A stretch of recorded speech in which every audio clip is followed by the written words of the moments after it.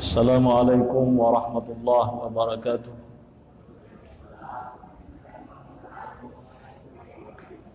Alhamdulillahilladzi hadana ila siratihil mustaqim. Wassalatu wassalamu ala rasulihil karim Muhammadin khatamil anbiya'i wa imamil mursalin wa ala alihi wa sahabatihi ajma'in. Allahumma la sahla illa ma ja'altahu sahla wa la sa'ban illa ma ja'altahu sa'ban wa anta taj'alul hasna idza syi'ta sahla. Subhanaka la ilma lana illa ma 'allamtana innaka antal alimul hakim. Wa la hawla wa la quwwata illa billahil aliyyil azim. Alhamdulillah wa syukrulillah. Bapak Ibu sekalian, para jamaah maghrib yang dimuliakan oleh Allah Subhanahu wa taala. Alhamdulillah pada kesempatan yang berbahagia ini kembali kita lanjutkan pengajian kita yang sesungguhnya kita laksanakan pada setiap Senin malam atau malam Selasa. Tapi kemarin itu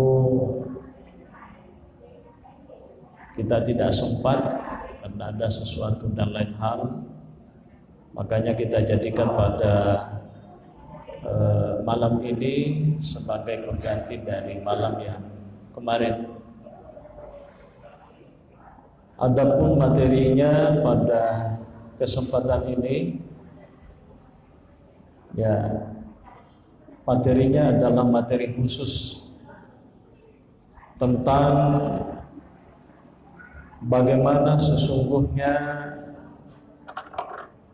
aturan agama kita terkait dengan interaksi kita sebagai seorang muslim dengan non-muslim.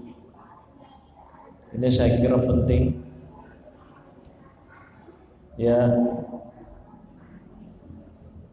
apakah Islam itu melarang setiap orang muslim itu untuk berinteraksi dengan non-muslim? Atau jangan-jangan membolehkan, tetapi dalam hal-hal tertentu bisa jadi? Nah, inilah yang akan menjadi topik kita. Pada dasarnya Bapak Ibu sekalian yang dimuliakan oleh Allah,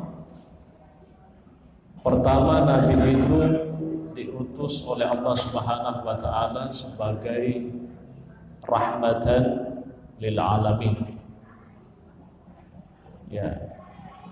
Karena Nabi diutus oleh Allah sebagai rahmatan lil alamin, maka mau tidak mau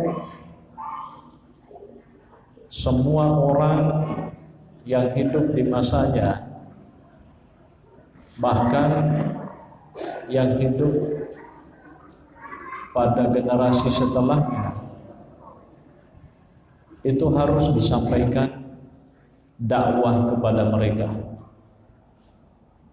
Dan itulah yang dilakukan oleh Nabi selama kurang lebih 23 tahun. Nasru ad-da'wah al-islamiyah, menyebarkan dakwah Islam ke seluruh pelosok negeri tanpa kecuali. Makanya ulama kita mengatakan Islam itu adalah risalah alamiyah. Al-Islam wa risalatun alamiyatun. Islam itu adalah risalah yang bersifat mendunia. Harus disampaikan kepada siapa saja, di mana saja, dan dalam kondisi apa saja. Ya. Nah, oleh karena itu Berangkat dari pemahaman ini, Bapak Ibu sekalian, kalau kita merujuk kepada Al-Quran, di sana banyak ayat yang sesungguhnya oleh Allah Subhanahu wa taala mengajari Nabi untuk senantiasa berbuat baik kepada siapa saja, termasuk kepada non-muslim. Salah satu contoh dari ayat yang dimaksud adalah Allah Subhanahu wa taala mengatakan kepada Nabi, la yanhaakumullahu 'anil ladzina lam yuqatilukum fid-din wa lam yukhrijukum min diyarikum an tabarruhum wa tuqsitu ilaihim innallaha yuhibbul muqsitin. Apa artinya? La yanhaakumullahu, tidaklah Allah melarang engkau. Engkau siapa? Muhammad sallallahu alaihi wasallam dan para sahabatnya, termasuk juga kita para umatnya. Allah tidak melarang untuk apa? Anil ladzina lam yuqatilukum fid dini, terhadap orang-orang yang tidak memerangi kamu. Ya. Jadi orang-orang yang tidak memerangi kita, orang-orang Islam, Allah tidak melarang kita untuk apa? Antabarruhum, untuk berbuat baik kepada mereka, wa tuqsitu ilaihim, dan berlaku adil kepada mereka. Innallaha yuhibbul muqsitin, karena sesungguhnya Allah itu sangat suka, cinta terhadap orang-orang yang berlaku adil. Inilah ayat sebagai dasar pokok bahwa kita orang Islam bukan agama yang eksklusif, tapi agama yang inklusif. Bukan agama yang tertutup, tapi adalah agama yang terbuka. Ya,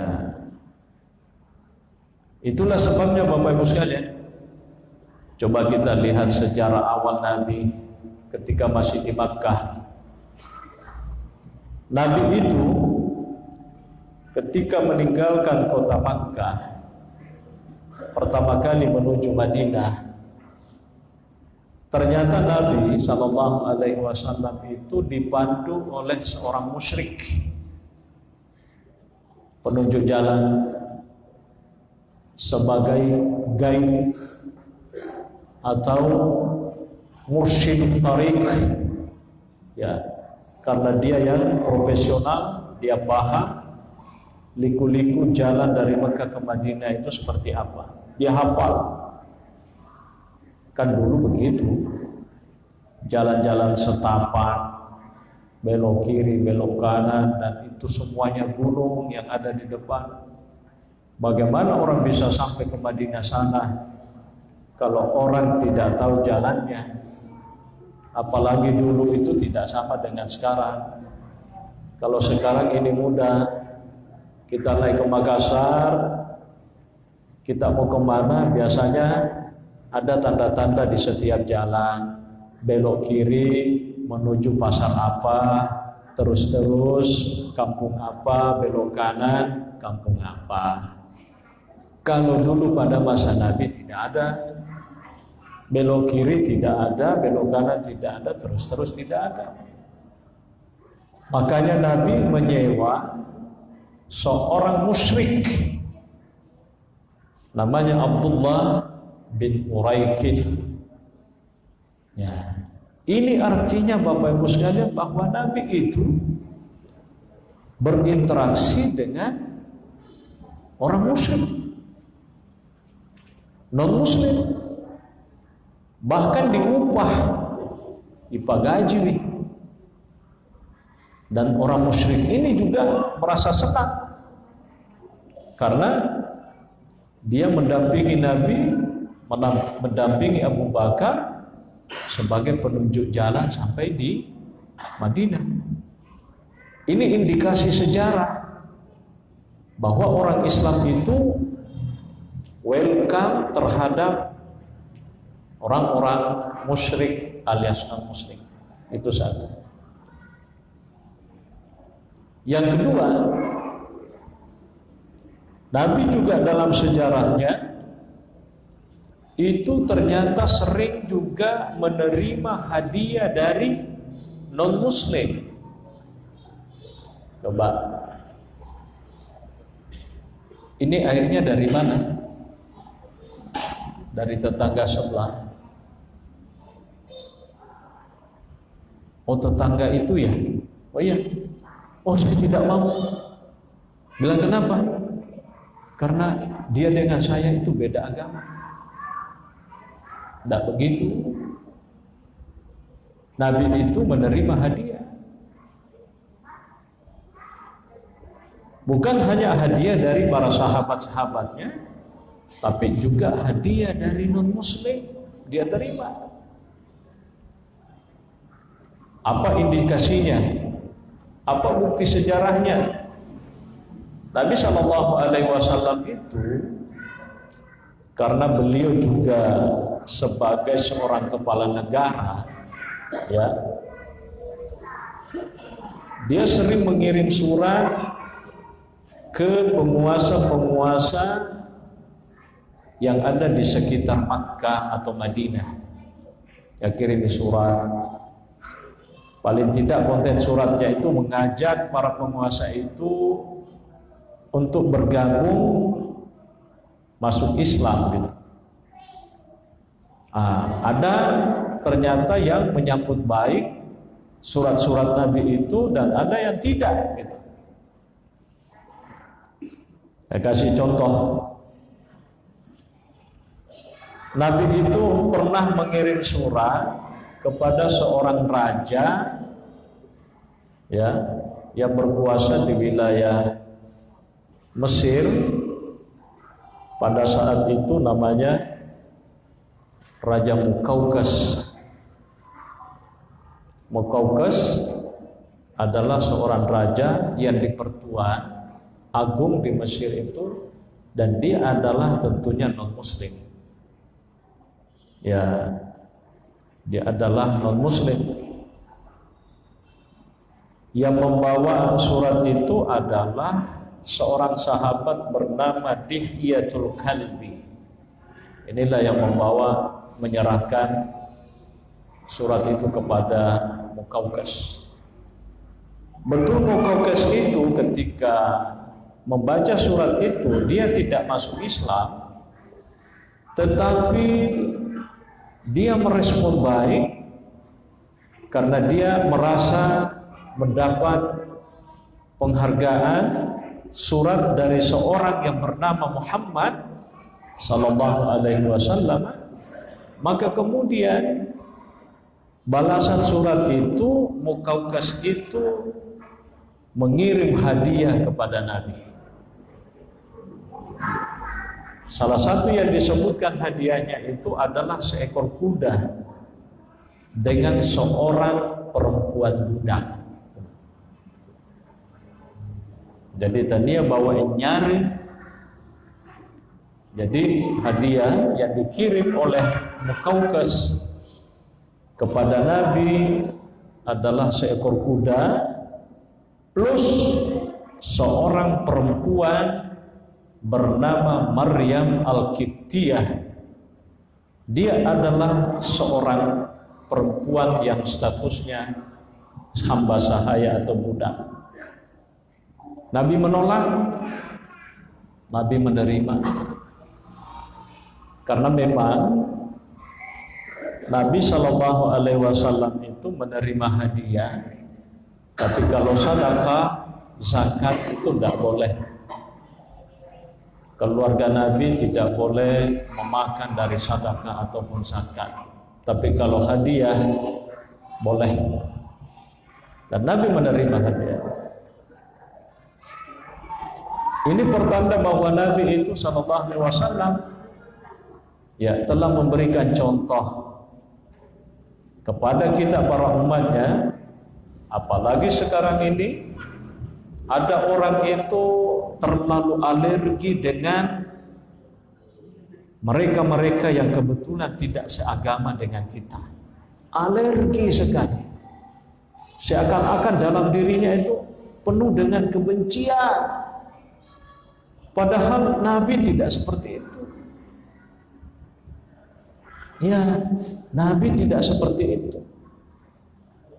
Ya, ajana semubati-bati, podona mubati-bati. Detuga guna-guna. Interaksi sosial non muslim dengan kita orang-orang Islam itu sesuatu yang tidak dilarang oleh agama. Dan Nabi mempraktekkan itu. Terima hadiah.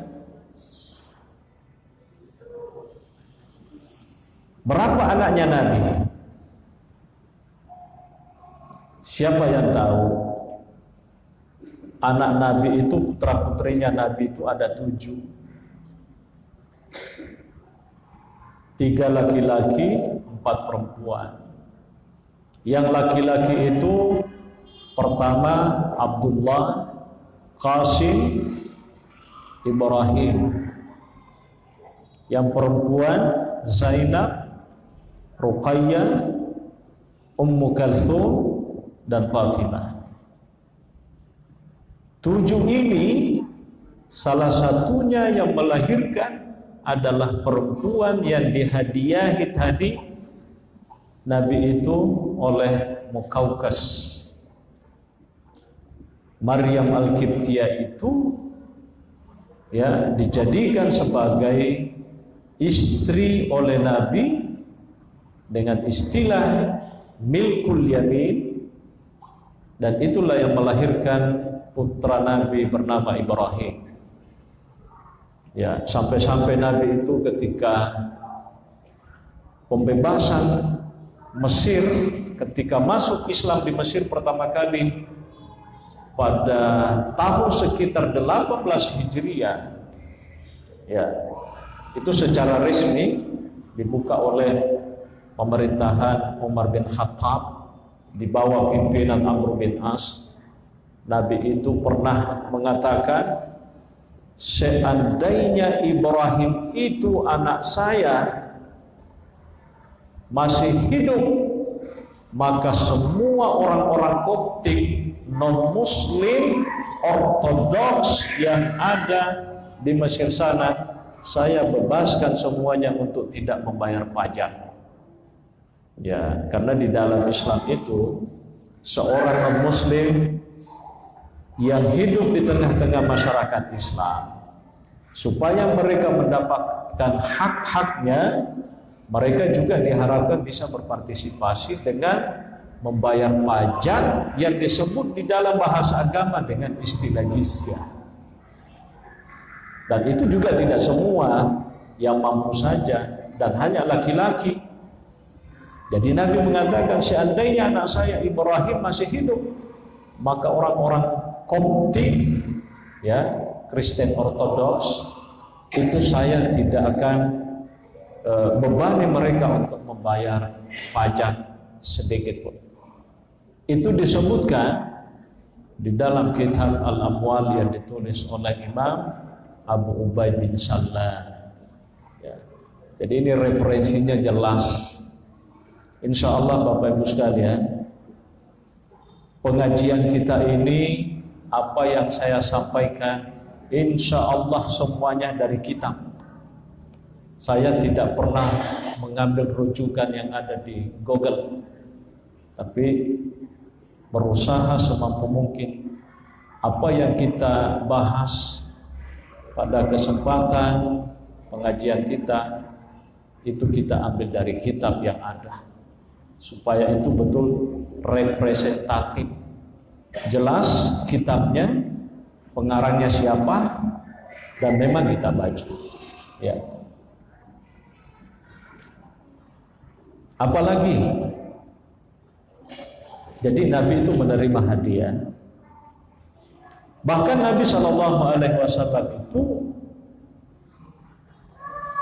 berinteraksi termasuk muamalah jual beli dengan non muslim.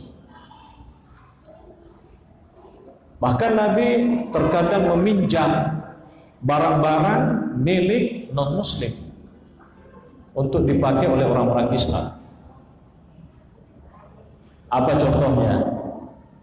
Ketika perang Hunain, ya, di dalam Islam itu ada perang namanya perang Hunain. Jadi perang di dalam Islam selama Nabi hidup itu ada yang mengatakan kurang lebih 32, tapi tidak semuanya diikuti oleh Nabi. Tapi ketika menjelang terjadinya perang Hunain, pasukan-pasukan Islam itu membutuhkan baju besi, pallapi aru, ya dia napade ni riolo mamusuki, dega pallapi aru na yakia pallapi aru dena irita, lantang-lantang alui, lantang-lantang besi, ya kan? Riolo tawe mamusu, tanda yoro napake memang baju besi napake, jadi kuni yamba pedang, wah. Malua ia berbeda sama besi pada besi si runtuh itu baju besi. Ketika perang Hunain itu Nabi dengan sengaja datang kepada seorang yang punya banyak baju besi, namanya Safwan. Ya, dan dia masih musyrik. Kata Safwan, wahai Muhammad, ini pinjaman ya. Minret tu nasinya, jangan masuk pakai doa.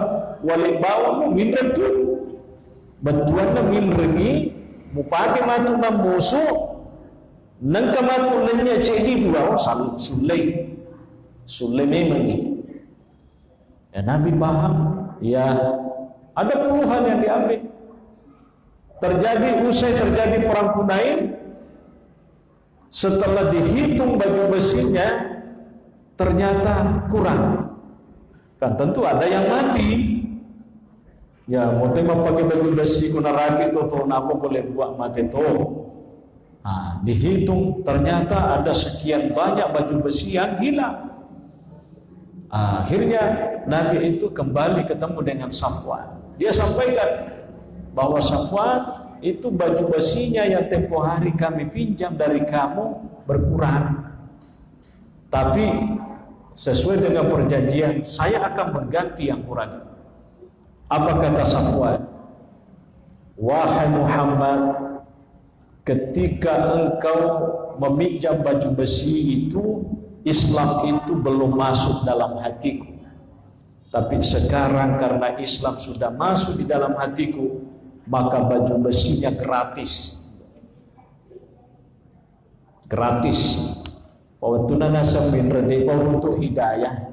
Jadi minregi mesti mu sampai, tapi makukwe nasa nasaba runtuh ka hidayah. Nasabari dakwanya Nabi, semua baju besi yang hilang itu tidak perlu. Jangan mu pikir iki. Ya, itu selesai persoalan. Nabi SAW terkadang juga menggadaikan baju besinya. Ya, Nabi itu pernah menggadaikan baju besi ditukar dengan gandum, karena memang Nabi itu Masya Allah. Di dalam hadis itu disebutkan kadang Nabi itu di dalam rumahnya tidak ada makanan sedikit pun. Pernah kita bahas, tidak ada sedikit pun makanan di dalam rumah Nabi itu kecuali air dengan korma. Illal aswadan, kata hadis, kecuali air dengan korma. Nah, ini ada keluarga ini setiap hari harus dikasih makan. Makanan pokoknya ya kaum itu adalah roti yang terbuat tentunya dari syair atau gandum. Dan ada gandumnya, baju besinya yang dijadikan sebagai jaminan. Padahal melu mapindra bawan tawe diolo mo pawe nama kuat. Harus ada jaminan nah, jamnya ku gandum nah. Demulim paling isun pan rasa gitu, tapi kon kejaminan kamu tidak bisa kembalikan, taruh pasayalah baju besimu. Itu Nabi Shallallahu Alaihi Wasallam. Ini semua menjadi bukti bahwa Nabi, masya Allah, itu sangat terbuka terhadap orang-orang yang kebetulan masih belum diberi hidayah oleh Allah, ya, Subhanahu wa Ta'ala. Jadi kita tidak alergi dari sisi itu. Ya, dari sisi itu saya kira jelas. Ini masalah muamalah, interaksi yang bersifat sosial. Ya. Nah, tentu saja kalau hal ini kita bawa ke persoalan akidah, ya, apalagi sebentar lagi, ya, malah sudah ya. Ya, kalau di Mesir itu, di Mesir, ya, umat-umat Nasrani yang Koptik atau Ortodoks, mereka merayakan Natalnya itu pada tanggal 7 Januari. Ya, kalau di tempat lain rata-rata 25 Desember. Tapi kalau Ortodoks itu 7 Januari. Ada perbedaan. Ya, itu kan urusan mereka, bukan urusan kita. Ya kan? Nah, saya kira itu menjadi pengantar. Saya tidak masuk ke persoalan ranah akidah, tapi kalau ada yang bertanya, mudah-mudahan bisa dijelaskan. Ya. Jadi saya hanya menyentuh dari sisi sosialnya tadi, bahwa Islam itu adalah agama yang ramah, agama yang damai, agama yang offensif, ya, ada tasamuh, ya, tapi itu tadi lebih menjurus kepada persoalan sosial. Saya kira itu sebagai pengantar. Terima kasih atas yang saya ingin perjelas. Salah satu ulama Habib Jufri Al-Asqalani itu membolehkan ucapan Natal, dan di sisi lain ada juga yang melarang ucapan Natal. Suara dalam dipakai. Yang saya mau perjelas itu bagaimana pendapat tentang ucapan Natal ini dari Islam ke non-Islam, atas dasar apa yang membolehkan, atas dasar apa yang tidak membolehkan. Terima kasih. Ya. Pertama saya ingin mengatakan begini. Ada kaidah umum yang disepakati oleh para ulama kita. Ini kaidah hukum ya, kaidah hukum agama. Bukan hadis, tapi ini kaidah. Bunyinya mengatakan begini. La nunkiru al-mukhtalafu fihi wa innama nunkiru al-muttafaq alaihi. Ya. Kita ini, atau ada bahasa lain, la yunkaru al-mukhtalafu fihi wa innama yunkaru al-muttafaqu alaihi. Itu yang lebih pas. Tidak boleh diingkari hal-hal yang diperselisihkan hukumnya oleh para ulama. Apa artinya tidak boleh diingkari hal-hal yang diperselisihkan hukumnya oleh ulama? Saya kasih contoh. Ulama A mengatakan boleh, ulama B mengatakan tidak boleh. Antara ini dengan ini tidak boleh saling mengingkari. Terserah Anda mau yang ini atau mau yang ini. Tidak boleh saling mengingkari. Itu kalau hukum diperselisihkan. Ya, kok angkat tahu makna A, yang satunya mengatakan B. Antara A dengan B ini, dua kubu ini, dua kelompok ini tidak boleh saling mengingkari bahwa Anda itu salah. Sebaliknya, Anda itu yang salah. Tidak boleh. Itu kaidah yang dibangun oleh para ulama kita. Ya. Mana tapi ada yang harus diingkari. Yang mana diingkari? Wa innama yunkarul muttafaqu alaihi, yang diingkari itu adalah sesuatu yang disepakati ulama. Kalau ulama sudah sepakat bahwa ini air, kalau ada orang mengatakan ini contoh, maka harus diingkari bahwa Anda salah. Paham? Yang harus diingkari adalah kalau semua orang sudah sepakat, ulama sudah sepakat bahwa ini adalah air, tiba-tiba ada orang mengatakan oleh, maka harus diingkari bahwa Anda itu salah. Sudah jelas kaidahnya. Nah, kembali ke pertanyaan. Kalau kita mau jujur, ya Habib siapa tadi? Jupri, pemerhatian dari Yaman. Apa dia kata? Oleh. Jadi begini, pertama, memang para ulama-ulama dulu, termasuk ulama-ulama mazhab, ya, itu hampir bisa dikatakan kalau mereka itu mengharamkan. Ya, hampir bisa dikatakan kalau mereka itu semuanya mengharamkan memberikan tahniah atau ucapan selamat. Paham ya? Tetapi ternyata karena ini hampir semua pada matukan CDP, berarti itu apa? Nah, hampir berarti itu apa? Wah, CDP karena lepu motor. Artinya itu karena lepu CDP. Hampir semua ulama itu mengatakan tahniah kepada non muslim itu la yajuz, haram hukumnya. Tetapi sebahagian ulama mengatakan, ya karena itu hampir, berarti ada ulama yang mengatakan boleh. Kasih.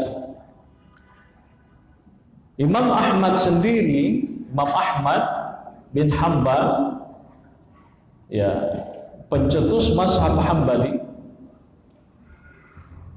ada riwayat mengatakan bahwa ternyata beliau sendiri itu terkait dengan ucapan itu dia mengatakan ada 3 riwayat. Riwayat pertama mengatakan Imam Ahmad itu membolehkan. Riwayat kedua mengatakan Imam Ahmad itu memakruhkan. Imam Ahmad itu yang ketiga riwayat mengatakan mengharamkan. Satu orang, tapi ternyata oleh para generasi-generasinya, penerus-penerusnya itu berbeda tentang sikapnya Imam Ahmad bin Hambal. Ternyata ada riwayat mengatakan dia membolehkan, ada juga riwayat mengatakan dia memakruhkan, ada riwayat mengatakan mengharamkan.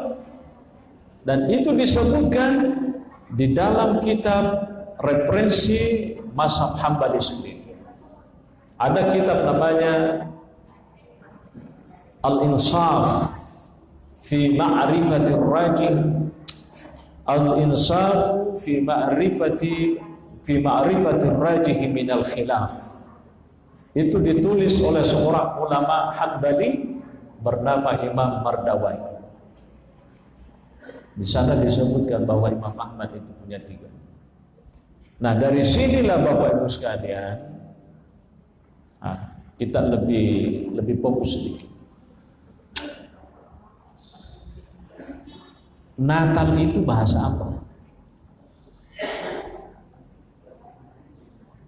Bahasa Indonesia. Ternyata saya telusuri di dalam beberapa referensi, saya melihat Natal itu bahasa Portugis. Tadinya bahasa Sanskerta. Tapi ternyata Allahu a'lam betulkah itu Pak Yade bisa bahasa Portugis. Kalau bahasa Inggris oke. Tapi kalau bahasa Portugis angkat tangan. Cuman di referensi itu disebutkan kalau Natal itu berasal dari bahasa Portugis yang artinya kelahiran. Titik. Nah, kalau ini yang kita mau pakai, tidak lebih dan tidak kurang, Natal artinya adalah kelahiran, titik, bukan koma.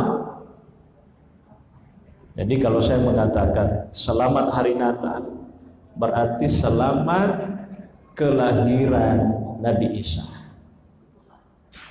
Coba kira-kira kalau kita mengatakan salah apa tidak?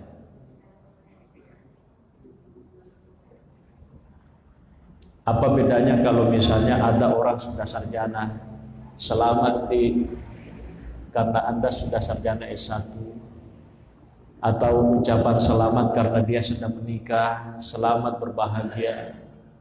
Nah, sekarang ini banyak di dalam WA itu kan cuma kata-kata, ya kan? Perempuan itu halal karena kata-kata, orang itu jadi Islam karena kata-kata, ya kan? Hati-hati, tidak semua bisa digeneralisasi dengan kata-kata itu lalu kemudian jadi. Tidak semuanya, ada syaratnya. Iya, ada syaratnya. Coba saya kasih contoh. Jadi hanya kata-kata. Ada grup WA, ya kan? Saya baca tentang hari Natal. Di dalam WA itu tertulis ulama berbeda pendapat tentang mengucapkan selamat hari Natal. Saya baca. Saya yang baca itu selamat hari Natal. Berdosakah? Saya berdosa? Lah katanya kata-kata. Kalau kita berpatokan pada kata-kata to, berarti membaca WA yang kebetulan tulisannya adalah selamat hari Natal, Anda berarti sudah dosa. Betul tidak? Logikanya begitu. Selamat hari Natal. Anda kan cuma baca kan? Selamat hari Natal. Nah sekarang apa bedanya dengan teman selamat hari Natal dengan saya baca selamat hari Natal? Satu membaca, satu mengucapkan, dua-duanya diucapkan dengan lisan. Beda tidak? Kalau saya tidak beda. Tidak beda. Nah, inilah masalahnya. Nah, kalau kita berbicara tentang hukum illat, ada penyebabnya. Ada penyebabnya. Ya, ada penyebabnya. Kalau memang dulu pada masa para ulama kita itu memang ilatnya itu mengucapkan begitu, memang secara tidak langsung ada pengakuan. Ketika mengucapkan tahniah itu ada pengakuan bahwa memang Nabi Isa itu adalah ibnullah. Kama qalatil yahudu Uzair ibnullah wa qalatin nasara Masih ibnullah. Dzalika qauluhum bi afwahihim yudahiruna qaulal ladzina kafaru qatalahumullahu an la yufaqu. Kalau itu jelas akidahnya hancur, Ya. Tetapi sekarang para ulama itu ada yang mengatakan itu mimbabil mujamalah. Membabil mujamalah hanya di sini tapi di sini tidak gitu. Nah, itulah yang dipakai oleh orang itu yang mengatakan kalau hanya sekedar mujamalah saja, ya mujamalah, istilahnya orang Arab itu mujamalah, ya tidak sampai masuk ke dalam hati, itu tidak apa-apa. Nah, inilah yang menjadi masalah, ya. Tapi pada intinya begini, apakah kita tidak suka dengan itu?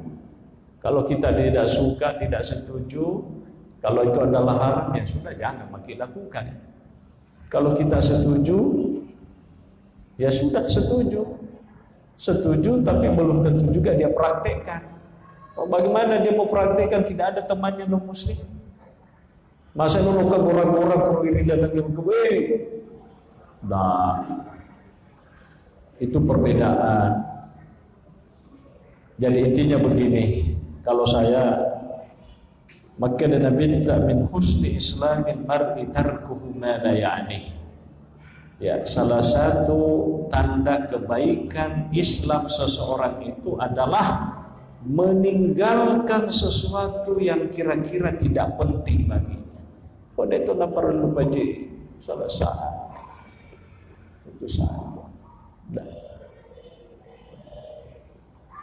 Nah. Bilang ada pernyataan begini itu kan cuma kata-kata, ya kan? Kalau saya mungkin agak berbeda, ya kata-kata. Jadi ucapan itu memang diucapkan secara kata-kata, tapi belum tentu karena ada syarat. Ya, saya kasih contoh, misalnya, ayo kita nikah. Ayo, halal, halal, atau saya menyatakan menikahi engkau, saya nyatakan kalau nikahnya saya terima, halal. Katanya kata-kata, ada aturannya. Jadi kata-kata oke, tapi terkadang ada sesuatu yang mesti terpenuhi. Biasanya ada rukunnya, ada apanya? Syarat sahnya. At-tahiyatul mubarakatus salawatut thayyibatu lillahi assalamu alayka letu campak nah. Tapi dia nak takabir maka dekik masuk aja nih. Tidak. Jadi tidak selamanya kata-kata itu menunjukkan maksud daripada ucapan itu sendiri. Ya, tapi jangan sampai ada orang mengatakan, oh bisanya pemikiran ini, ye nak dukungnya, ya alhamdulillah deh. Ya artinya kita hanya menjelaskan agama itu seperti apa. Dan saya itu terus terang selalu ingin jujur dalam arti karena ini amanah, jujur menyampaikan bahwa ulama itu ketika ada perbedaan di antara mereka, saya harus sampaikan itu. Tidak boleh saya menutupi pendapat-pendapat yang bisa jadi kebetulan tidak cocok dengan saya. Misalnya itu tidak amanah, ya tidak amanah namanya kalau begitu. Kita sampaikan apa adanya. Ada ulama mengatakan begini, ada ulama mengatakan begini. Kalau sudah begitu terserah di mana bawah. Ya, tidak boleh kita mengatakan pokoknya langsung titik, padahal mesti disinggung yang lain karena ada pendapat yang kebetulan opositnya, kebalikannya harus dijelaskan gitu. Ya, supaya masyarakat itu tidak bingung. Ya, Dan itulah menurut saya cara dakwah yang baik. Karena itulah yang diajarkan oleh Nabi.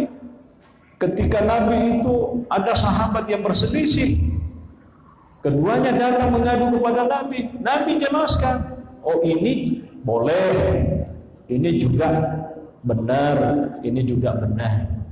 Itu agama harus dijelaskan seperti itu secara transparan. Ada nih suku-suku yang kebetulan tidak cocok dengan kita. Mentang-mentang pendapat itu saya tidak suka, saya tidak mau ungkit-ungkit itu. Ungkit juga itu. Iya, karena ini perbedaan gitu. Jadi manibawa na politika meron dia cuit, ya kan? Ya. Saya kira itu penjelasan. Makasih. Tapi ada ini, ada. Anda bisa. Ini suara dalam ya. Ya.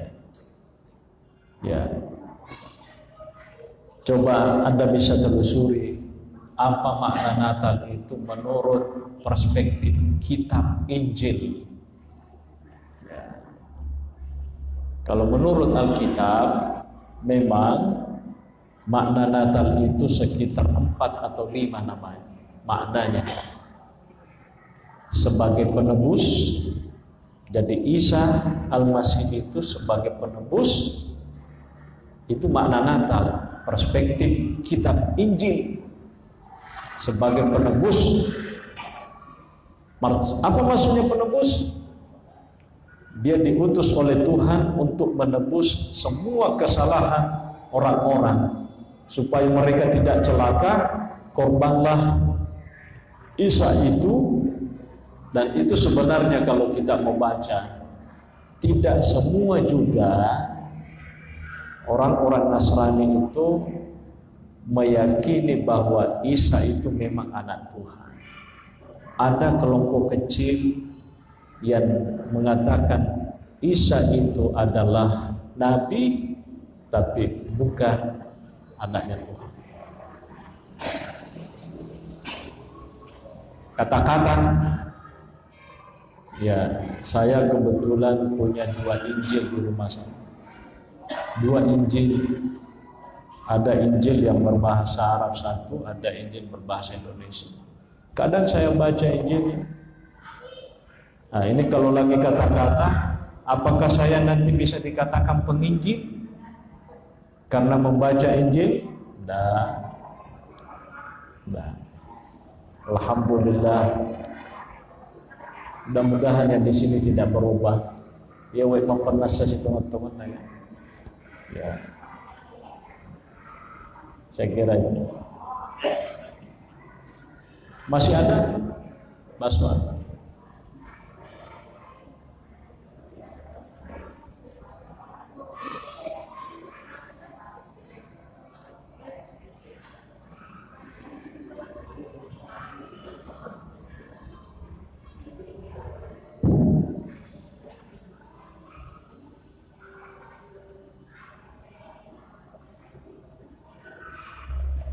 Assalamualaikum warahmatullahi wabarakatuh. Salam.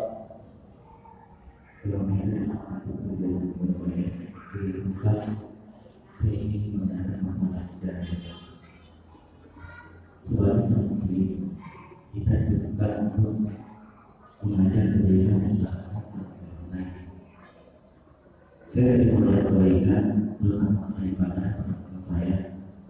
Ayo kita sholat. Saya sedang mendapat doa hati tidak biar. Saya sedang mendapat doa di doa saya nanti tidak biar.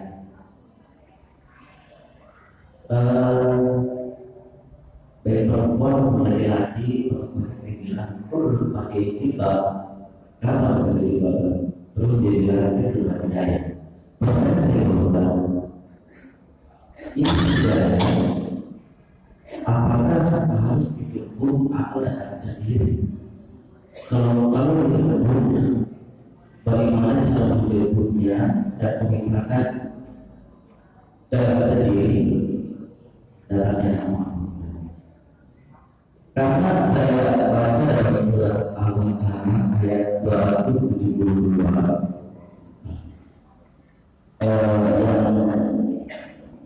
yang terjemahnya artinya bukanlah kewajibanmu menjadikan mereka mendapat petunjuk, akan tetapi Allah yang memberi petunjuk atau memberi taufik siapa yang dikehendakinya, dan apa saja apa yang baik yang kamu lakukan di jalan Allah, maka pahalanya itu untuk kamu sendiri.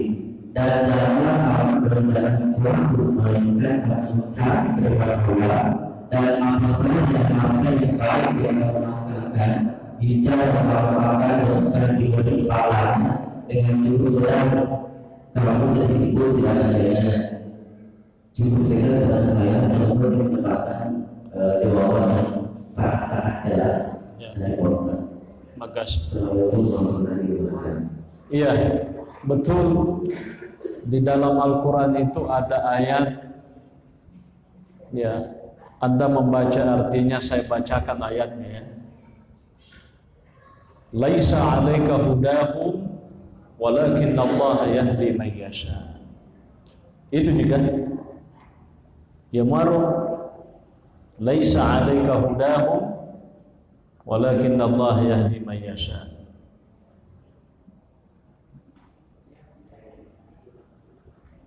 Hah? Tunggu dulu.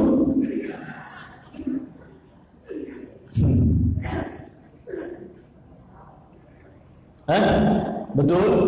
Ya, alhamdulillah. Ya. Jadi artinya begini, hidayah itu datangnya dari Allah. Ya. Kan Allah juga mengatakan di ayat lain kepada Nabi, innaka lan tahdi man ahbabta walakin Allah yahdi man yasha. Sungguhnya engkau Muhammad tidak bisa memberi hidayah kepada orang yang engkau cintai, tapi yang memberi hidayah itu adalah Allah kepada siapa yang Dia ingini, gitu. Ya, itu di ayat lain ya. Perempuan atau laki-laki yang diajak kepada kebaikan, sebenarnya dia sudah dapat hidayah itu. Cuma untuk mengaktualisasikan ibadah itu dalam kehidupan secara keseluruhan dia belum mampu. Ya, dia muslim kan? Berarti dia sudah dapat hidayah. Dia muslimah, dia sudah dapat hidayah. Tapi muslimah yang masih dalam kategori apa istilahnya itu? Azim. Ya, kenapa? Karena dia belum mampu membuktikan bahwa betul dia sudah dapat hidayah dalam bentuk kehidupan. Ya,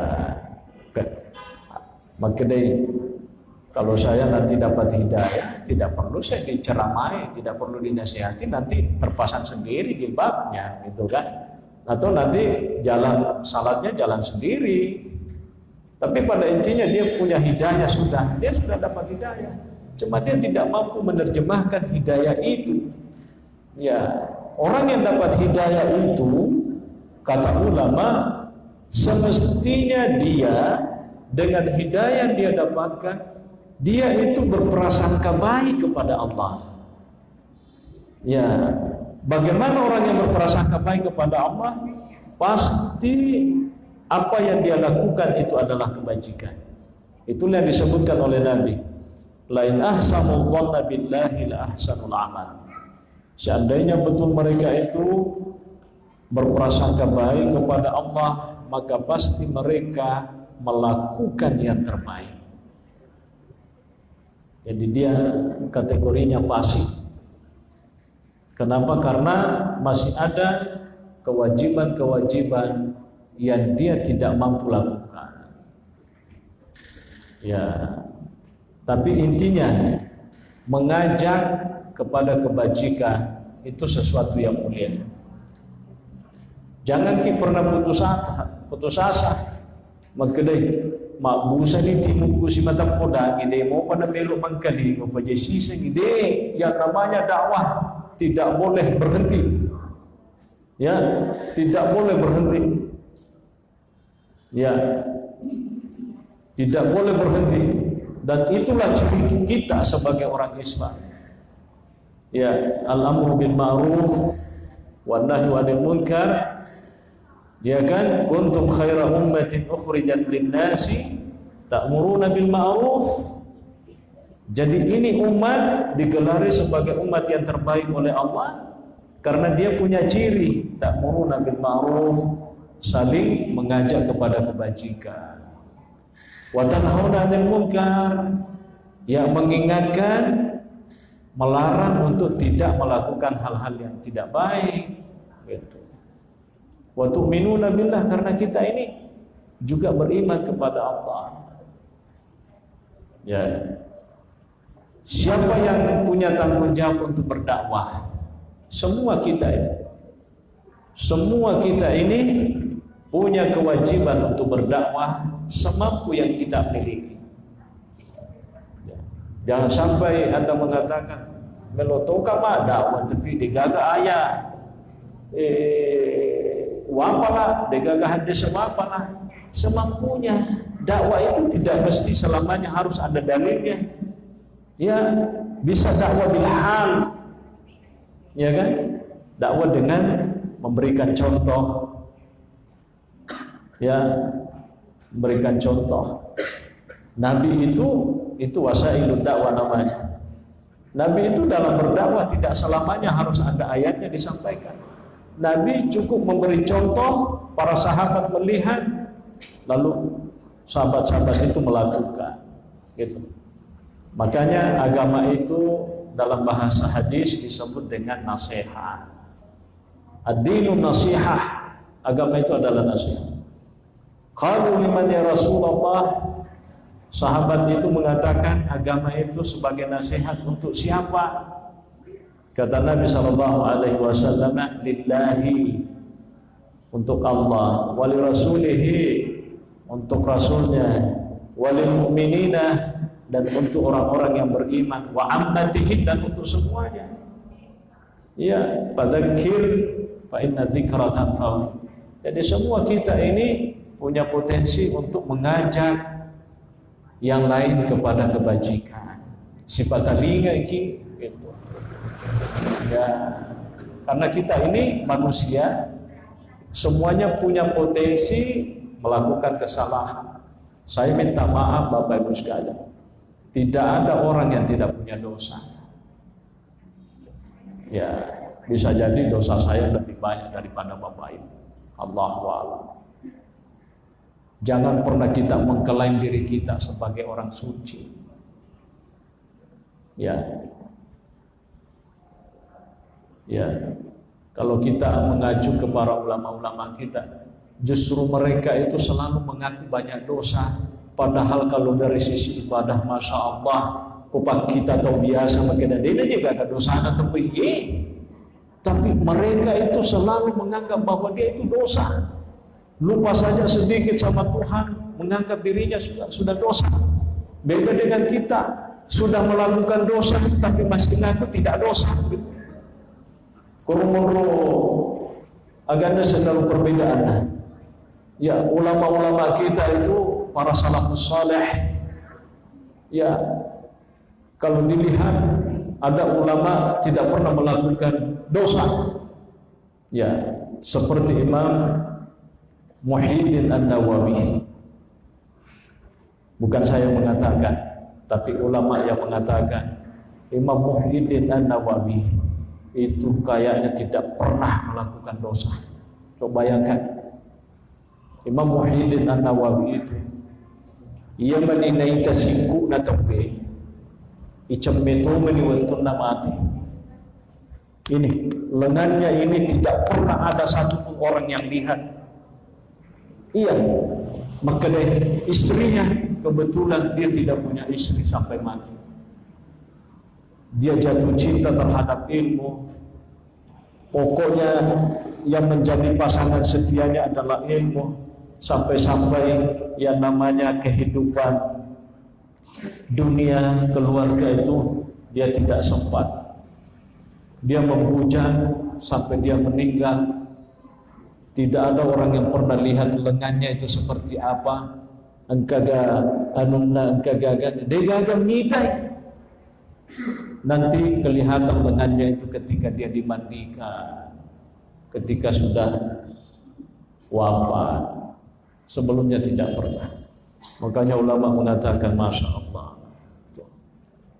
Tapi apakah para ulama-ulama kita yang luar biasa itu selalu mengatakan saya ini kurang dosa? Ya. Mereka itu selalu mengatakan saya ini banyak dosa ya Allah. Jadi apa ada ini ya makarun-karun ini dosa tak pakai demo PCD mupa. Yang paling celaka kita sudah berbuat dosa bilang ini bukan dosa. Allahu a'lam bishawab. Ya kita banyak beristighfar. Ya. At-taibu minadz-dzambi kama la dzambalah. Al-Fatihah.